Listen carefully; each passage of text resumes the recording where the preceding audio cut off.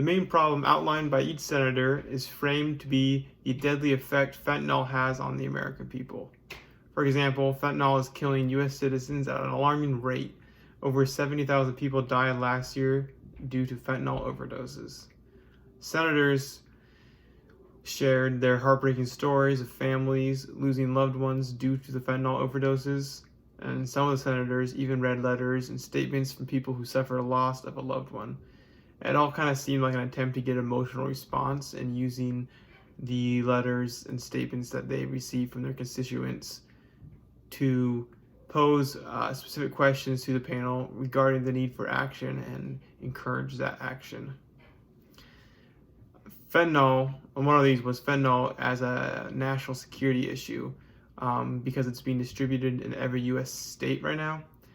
Fentanyl is also affecting other countries with deaths due to opioid-laced drugs. The fentanyl crisis is beyond the U.S. borders because of countries such as Mexico and China, which are involved in the mass manufacturing of fentanyl and other opioid-laced drugs. Lastly, fentanyl is labeled as an even greater threat to public safety due to the specific targeting of youth on social media.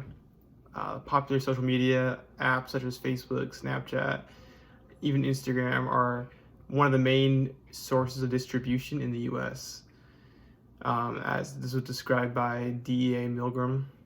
And they were kind of considering holding social media companies accountable for their involvement in this fentanyl trafficking, which to me is kind of a stretch considering that this kind of trafficking is the practical means, which can also be done through phone calls and texts, as although social media apps just made it easier, they haven't really changed that level of distribution.